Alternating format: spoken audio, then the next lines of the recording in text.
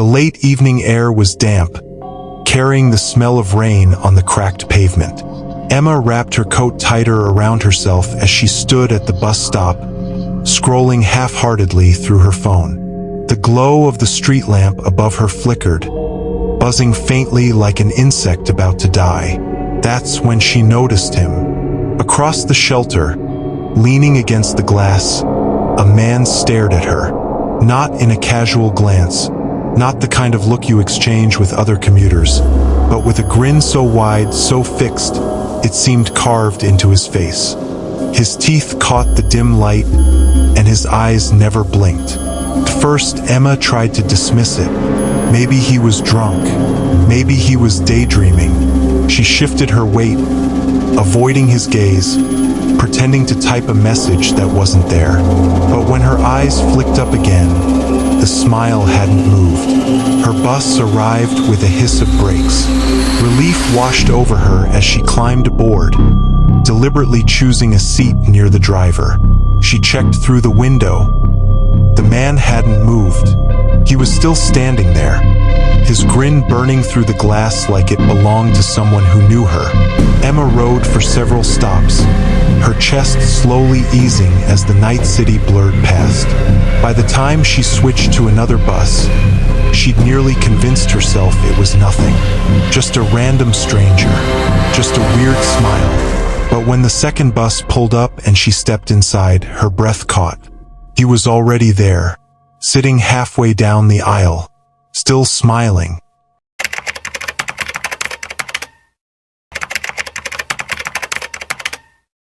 It was just past midnight when Mia stirred awake. The house was silent except for the faint hum of the heater and the occasional creak of settling wood. Moonlight spilled across her bedroom floor, illuminating the familiar shapes of her furniture. That's when she noticed him. A figure was pressed against her window, completely still. The man's face was obscured by shadows, but the outline of his body was unmistakable. Someone was there, staring in. Mia's breath caught in her throat. Her small hands shook as she reached for the bedside lamp, but her fingers couldn't seem to make a sound. The shadow didn't move. It didn't blink. It just watched. Mia's father, hearing the stir from the hallway, rushed in. Seeing the figure vanish into the darkness outside, he assured her it must have been a trick of the light, a fleeting shadow of a tree. He checked every window and door, making sure they were locked. They all went back to sleep, hearts pounding. But the next morning, the unsettling truth revealed itself. Footprints, small, muddy, perfectly formed, lined the perimeter of the house under every window. The dirt on the ground was fresh, and the prints ended abruptly, as if the intruder had melted back into the shadows.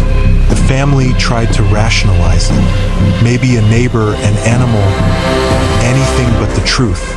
But Mia knew, deep down, that the figure wasn't a mistake, and the footprints were proof that the man had been closer than anyone dared imagine. Each night after, she found herself glancing at the windows, fearing the silhouette she might see waiting silently in the dark.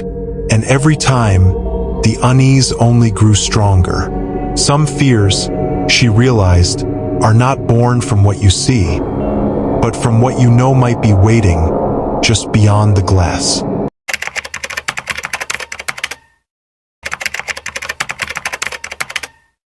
Every night, without fail, the van was there.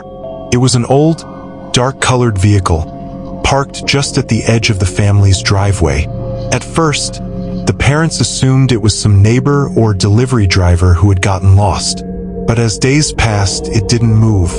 The tires remained dusted with the same layer of grime. The windows were always tinted so dark that nobody could see inside. Maggie, the youngest daughter, was the first to notice it in a more personal way. She would wake in the middle of the night to a low hum of the engine, even though the family never heard the van leave. Sometimes, she swore she could see a shadow flickering behind the windows when she peeked through her blinds. Her Her father, Mark, dismissed it at first. Probably just someone sleeping in there. Nothing to worry about. But unease gnawed at him. Every evening, he would glance out the kitchen window after dinner, and without fail, the van would be parked there, silent and waiting. One night, after another week of this creeping presence, Mark decided he couldn't ignore it anymore.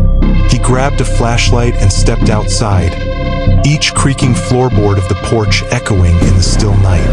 His heart thudded painfully as he approached the van, every shadow in the yard twisting into shapes that made his pulse spike. The van's doors were locked, its windows impenetrable. He shone the flashlight across the dashboard. Nothing. Empty. No keys, no movement. But then, as he stepped back to leave, he noticed it. A small smudge on the passenger window, as if someone had pressed a hand against the glass from the inside. He froze. A soft tap, almost inaudible, came from the van's side. Tap, tap, tap. Mark's breath caught in his throat. He swung the flashlight in a wide arc, but there was no one there. No movement. Nothing but the darkness pressing down. The van staring silently back at him. He backed away slowly, heart hammering, and slammed the door of his house behind him. The van remained outside, parked in the exact same spot, unmoving, yet somehow alive with the sense that it was watching, waiting. And as he peeked through the curtains that night, he realized it wasn't just a van, it was a presence, and it wasn't going anywhere.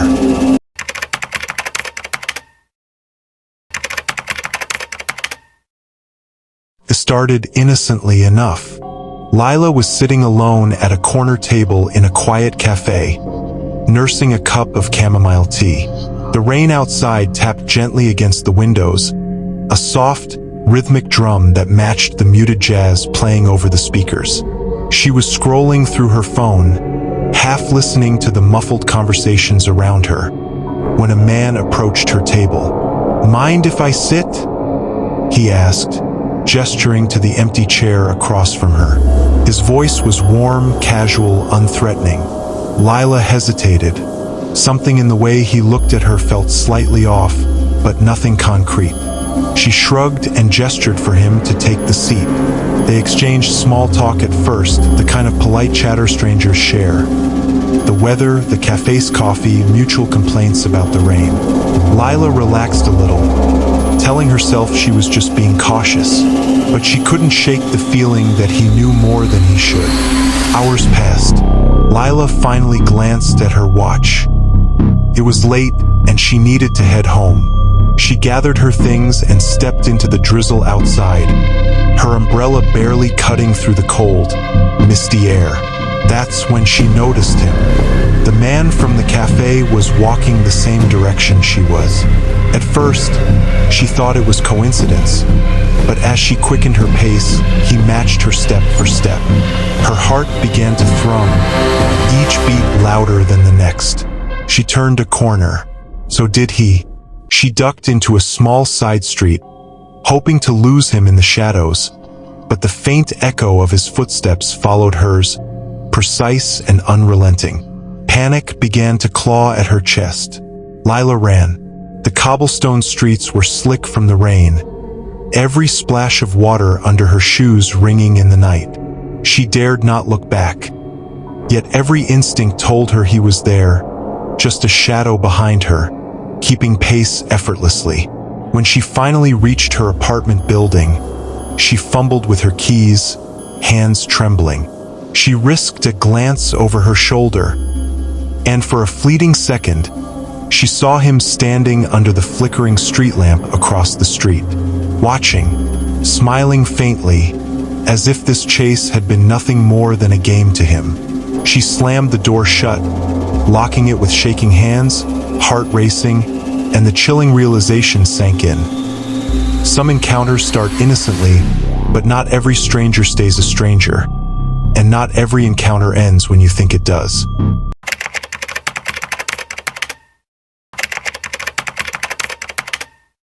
The highway was deserted, a a ribbon of black under a moonless sky. Jason's car shuddered violently and then gave out entirely, leaving him stranded miles from the nearest town. The engine's final cough echoed in the empty night, swallowed almost immediately by the wind whispering through the trees lining the road. He sat for a moment, gripping the steering wheel, trying to steady his racing heart. The faint glow of the dashboard illuminated his pale, sweating face. Every sound seemed amplified: the rustle of leaves, the distant cry of a night bird, the thump of his own pulse. Then he saw him, a man walking along the shoulder, moving toward Jason's car with a deliberate, almost casual pace. He carried a small, worn backpack slung over one shoulder, and though the shadows hid most of his features, there was something in the way he held himself, a predatory calm that made Jason's stomach knot. "Need some help?" The stranger's voice was soft, even friendly, but there was a strange weight to it, as if every word had been carefully measured. Jason swallowed hard, hesitating. Something about the man didn't sit right, but the thought of staying alone on the dark road was worse. "Yeah, my car broke down," he said, forcing his voice to remain steady. The man crouched, inspecting the engine with practiced hands. After a moment, he straightened and looked directly at Jason. His lips curled into a faint, unsettling smile. "Jason, Michael Jason Turner, right?" Jason froze. His throat went dry. How could this stranger possibly know his full name? He had never spoken it aloud tonight. He had barely mentioned it to anyone for months. I don't know what you mean," he stammered. The man didn't answer. Instead, he reached into his backpack and pulled out a small, folded note, handing it to Jason. Then, without another word, he stepped back into the shadows, disappearing as if swallowed by the night itself. Jason's hands shook as he unfolded the paper. At first glance, it seemed innocent enough, a simple note with instructions on how to restart his engine. But as he scanned the words, his pulse quickened. The note contained details only someone intimately familiar with him could know. The name of his childhood dog, the street where his mother had moved after her illness, the exact time he had left work earlier that day. A cold dread settled over him. He was being watched. He had been watched. And the stranger knew more than he ever should have. Jason looked around, heart hammering in his chest, but the road was empty. Nothing but the dark, endless highways stretching into the unknown. The man was gone, but the knowledge lingered, suffocating and undeniable. He had just brushed against someone who knew him better than he had ever realized.